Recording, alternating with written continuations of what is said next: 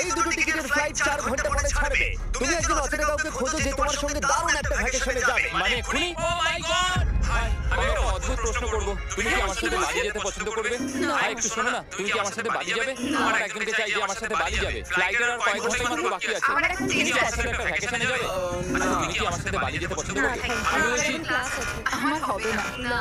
তুমি কি আমার সাথে বালি যেতে চাইবে? সব খরচ মিস্টার বিস্ট দেবে।